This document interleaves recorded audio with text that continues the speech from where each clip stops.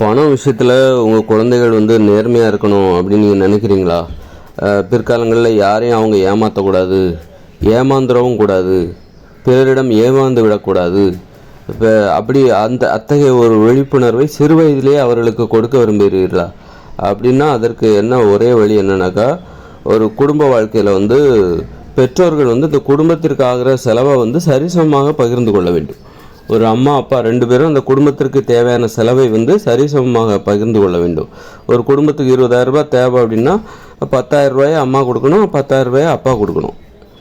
அப்போ இது குடும்பத்திற்கான பட்ஜெட்டு அப்படின்னு ஆரம்பித்து ஒரு குடும்ப அக்கௌண்ட்டு பேங்கில் உருவாக்கி அந்த குடும்பத்திற்கான ஆகிற செலவை வந்து அந்த அந்த பட்ஜெட்லேருந்து தான் செலவு செய்யணும். ஒரு கணக்கு வழக்கு இல்லாமல் வந்து ஒரு யாருமே செலவு செய்யக்கூடாது. ஒரு கணக்கு வழக்கு இருக்கணும், ஒரு நிர்வாகம் இருக்கணும், அந்த கணக்கு நிர்வாகம் இருக்கணும். அது மாதிரி வந்து பெண்கள் வேலைக்கு போகாமல் வீட்டிலே இருக்காங்கன்னு வச்சுக்கோங்களேன், கண்டிப்பாக அந்த குடும்பத்தில் வளர்கிற பிள்ளைகள் வந்து கண்டிப்பாக பண விஷயத்தில் அவங்களால நேர்மையாக இருக்க மாட்டார்கள். நேர்மையாக இருக்க அவர்களுக்கு தெரியாது. நீங்கள் கற்றுக் கொடுக்கணும், அப்போ தான் அவர்கள் நேர்மையாக இருப்பார்கள். பண விஷயத்தில் அந்த குழந்தைகள் நேர்மையாக இருப்பது என்பது நீங்கள் அவர்களுக்கு கற்றுக் கொடுத்திருக்க வேண்டும். எப்படி கற்றுக் கொடுக்கணும்? பாடத்திலிருந்து புத்தகத்தை பார்த்து கற்றுக்கணும். நீங்கள் வாழ்ந்து கற்றுக் கொடுக்க வேண்டும். அது குடும்பம் எப்படி நிகழ்கிறது, எப்படி செயல்படுகிறது என அந்த குழந்தைகள் கவனிப்பார்கள். குடும்பத்திற்கு ஆகிற அந்த பொருளாதார தேவையை அப்பா அம்மா இருவரும் சரிசமமாக பகிர்ந்து கொள்கிறார்கள். அப்படிங்கும்போது இதை கவனிக்கிற அந்த பிள்ளைகள் இருக்காங்களா, என்ன பண்ணுவோம், இப்படி தான் அந்த குடும்பம் செயல்படுகிறது, இதில் யாரும் ஏமாற்றப்படுவதில்லை, அப்பாவோ அம்மாவோ யாரும் ஏமாற்றப்படுவதில்லை. அப்பா அம்மா என்பதற்காக அவர்கள் கணவன் மனைவி என்பதற்காக பண விஷயத்தில் இவ்வளோ கரெக்டாக இருக்காங்களே, அப்பா அம்மாங்கிறதுக்காக அம்மா கேட்பதெல்லாம் அப்பா வாங்கி தருவதில்லை, அது மாதிரி அப்பா கேட்பதெல்லாம் அம்மா கொடுப்பதில்லை, பண விஷயத்தில் அவங்க கரெக்டாக இருக்காங்க. அப்போ இதுதான் வந்து பண விஷயத்தில் நேர்மையாக இருப்பதற்கான வழிமுறை என்று பிள்ளைகள் வந்து சிறுவயதிலேயே அந்த குடும்ப நடைமுறை, குடும்ப நிர்வாகத்தின் மூலம் அவர்கள் கற்றுக்கொள்வார்கள். இதன் மூலம் பிற்காலங்களிலும் அவர்கள் அந்த குழந்தைகள் வந்து எந்த ஒரு விஷயத்துலையுமே பண விஷயத்தில் அவங்க நேர்மையாக இருப்பாங்க, பிறரிடம் ஏமாற மாட்டாங்க, பிறரை ஏமாற்றவும் அனுமதிக்க மாட்டாங்க. இதுதான் வந்து ஒரு அற்புதமான வழிமுறை. ஒரு நேர்மையான ஒரு மக்களை வந்து இயல்பாகவே எளிதாகவே உருவாக்கி விட முடியும். மக்கள் நேர்மையாக இருக்கணுமா, நேர்மையாக பண விஷயத்தில் நேர்மையாக இருந்துட்டாங்கன்னு வச்சுக்கோங்க, அப்போ வந்து அவங்களுக்கு கிடைக்காத அதை விட வேறு என்ன இருக்குது? இந்த மக்கள் வந்து திருட்டை ஒழித்து விடலாம். கொள்ளை, கமிஷன், ஊழல், லஞ்சம், இது எல்லாத்தையும் வந்து ஒழிக்கணும் அப்படின்னா அதற்கான முயற்சி ஆரம்பத்திலிருந்தே தொடங்க வேண்டும், குழந்தை பருவத்திலிருந்தே தொடங்க வேண்டும்.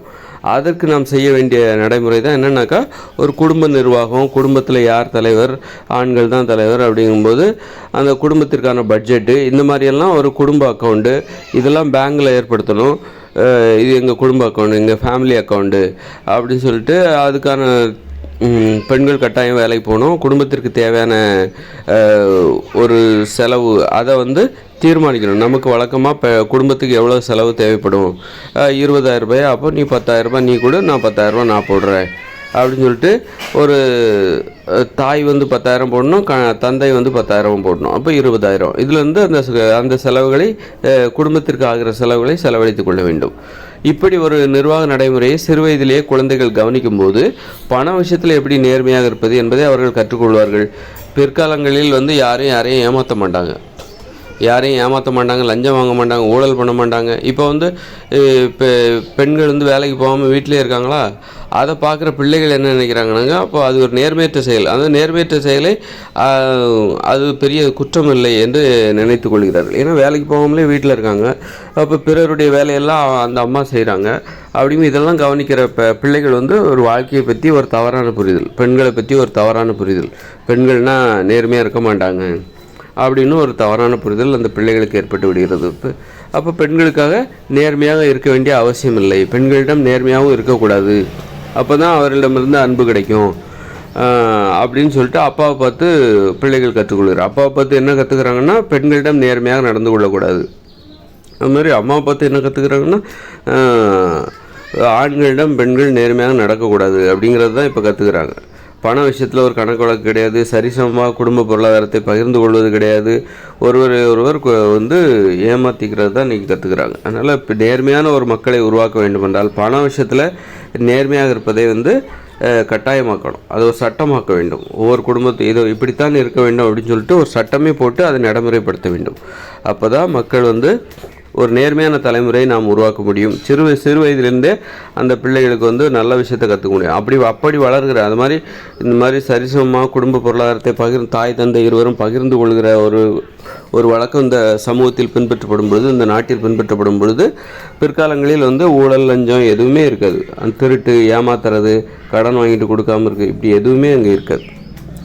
இதில் இன்னொரு விஷயம் என்னென்னாக்கா, அந்த அரசாங்கம் இருக்குல்ல, அரசாங்கம் ரொம்ப அந்த பிள்ளைகளுக்கு ஆகிற செலவை அரசாங்கம் ஏற்றுக்கணும். கல்வி செலவு, அப்புறம் பிள்ளைகளுக்கு மாதம் மாதம் பணம் கொடுக்கணும். இது இப்போ ஜப்பான்லலாம் நடக்குது. அதாவது ஜப்பான் சில நாடுகளில் குழந்தை பிறப்பு ரொம்ப குறைவாக இருக்கிறது என்பதற்காக அந்த குழந்தை பிறப்பை ஊக்குவிப்பதற்காக குழந்தை பெற்றுக்கொள்கிற அந்த பெற்றோர்களுக்கு ஒவ்வொரு குழந்தைக்கும் 40,000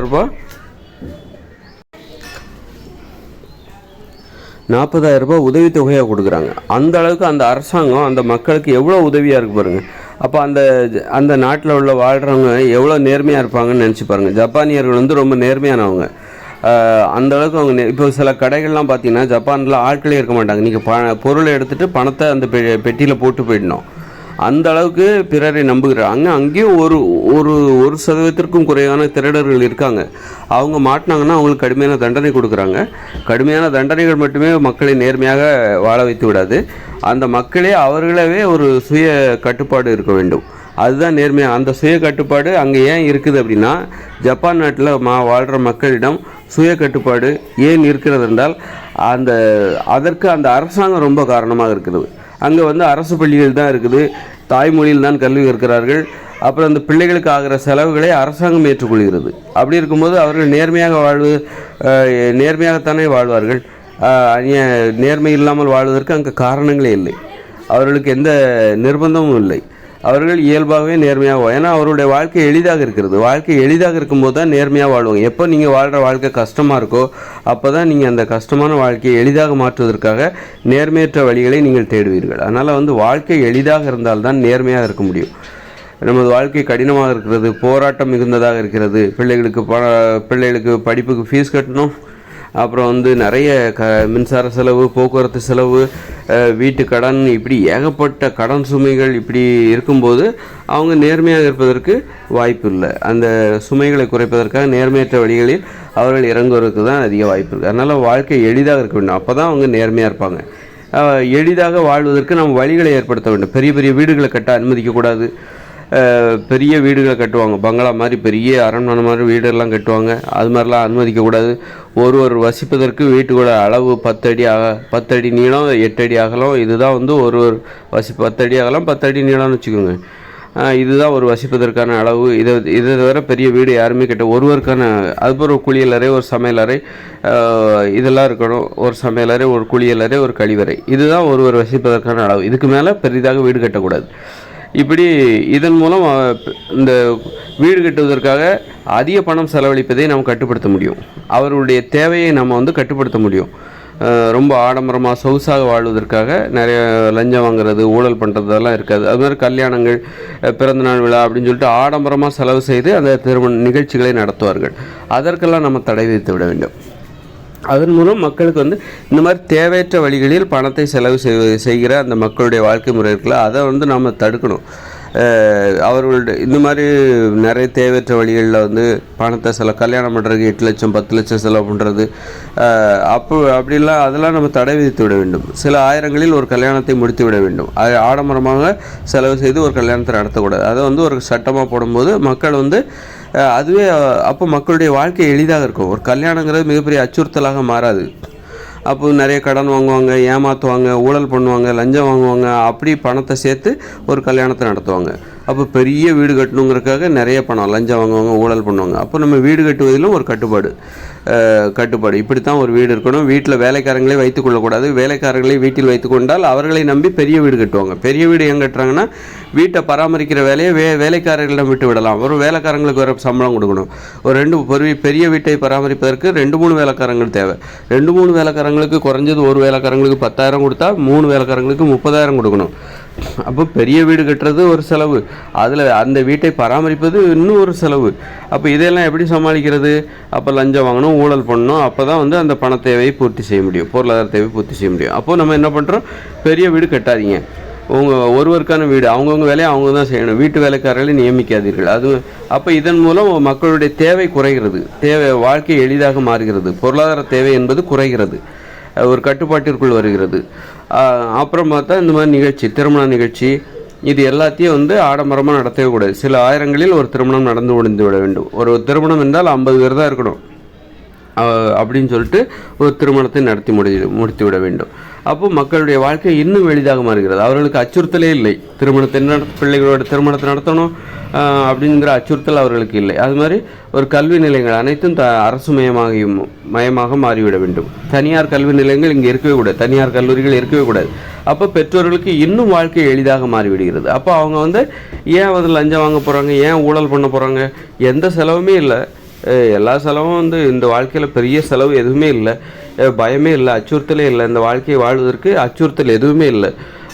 கல்யாணத்தை நடத்துறது கூட சில ஆயிரங்கள் போதுமானது. பெரிய வீடு வந்து அரசாங்கமே கட்டி கொடுத்து மாதம் வாடகை வாங்கலாம். அப்போ மக்கள் வாழ்க்கை இன்னும் எளிதாக மாறிவிடுகிறது. அது மாதிரி மருத்துவம் அரசு மருத்துவமனைகள் தான் இருக்கணும், தனியார் மருத்துவமனைகளே இருக்கக்கூடாது. மருத்துவத்திற்காக யாரும் 5 பைசா கூட செலவு பண்ணக்கூடாது. அப்படிங்கும்போது மக்களுக்கு இன்னும் வாழ்க்கை எளிதாக மாறுகிறது.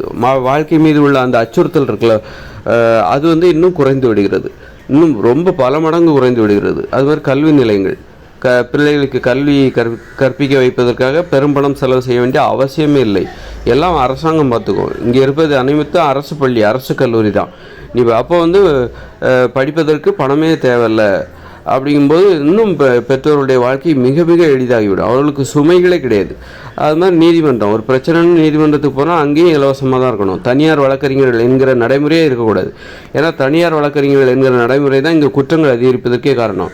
ஒரு பிரச்சனைன்னா கோர்ட்டுக்கு போகிறதுக்கு வந்து மக்கள் பயப்படுறாங்க. ஏன்னா தனியார் வழக்கறிஞர்களுக்கு காசு கொடுக்கணும், பெரும் பணம் அவங்க கேட்கும் போதெல்லாம் கொடுக்கணும். அப்போ தான் அவர்கள் உண்மையாக வாதிடுவார்கள், உண்மையாக தனது பிரச்சனைக்காக நீதிமன்றத்தில் முறையிடுவார்கள் அப்படின்னு சொல்லிட்டு மக்கள் அச்சுறுத்தப்படுகிறார்கள். அதனால் எல்லா வழக்கறிஞர்களும் அரசு வழக்கறிஞர்களாக மாற்றிவிட வேண்டும். தனியார் வழக்கறிஞர்கள் இருப்பது என்பது குற்றங்களை மேலும் மேலும் அதிகரிக்கும். குற்றங்களுக்கு ஒரு பிரச்சனைன்னு சொல்லிட்டு கோர்ட்டுக்கு போகிறதுக்கு மக்கள் தயங்குவாங்க, தங்களுக்குள்ளே பேசி முடிச்சுக்குவாங்க, அல்லது போராடுவதை கைவிட்டு விடுவார்கள். அப்போ இங்கே குற்றவாளிகள் வந்து சுதந்திரமாகி விடுவாங்க, குற்றங்கள் இங்கே வந்து அதிகரித்து விடும். அதனால் மக்களுடைய வாழ்க்கையை எளிதாக மாற்றினால் மட்டும்தான் அரசுடைமையாக கல்வி, மருத்துவம், நீதி, வீடு, இது எல்லாத்தையும் அரசுடைமையாக மாற்றணும். மக்களுக்கு வாழ்வது என்பது கஷ்டமாகவே இருக்கக்கூடாது, வாழ்வது என்பது எளிது. மக்களுடைய வேலை என்ன? ஒரு தொழிலை பார்க்கணும், அப்புறம் வந்து நல்ல மகிழ்ச்சியாக வாழணும். இதுதான் வந்து மக்களுடைய வேலை. வாழ்ந்தோம், பிறந்தோம், மகிழ்ச்சியாக வாழ்ந்தோம், இதுதான் வந்து மக்களுடைய கடமை. வாழ்ந்துட்டோம் அப்படின்னு சொல்லிட்டு அவங்க தலையில் பெரிய மூட்டை, ஒரு 25 கிலோ மூட்டை அரிசியை தூக்கி வைக்கிற மாதிரி கல்விங்கிற ஒரு மூட்டையை தூக்கி வைக்கக்கூடாது. அப்புறம் பார்த்தா இன்னொரு மூட்டை, பெரிய வீடு நீ கட்டணும் அப்படின்னு சொல்லிட்டு இன்னொரு மூட்டை, அப்புறம் மருத்துவ செலவுக்காக இன்னொரு மூட்டை. அவன் அப்புறம் நிமிர்ந்தே நிற்க முடியாது, படுத்தே தான் கிடப்பார்.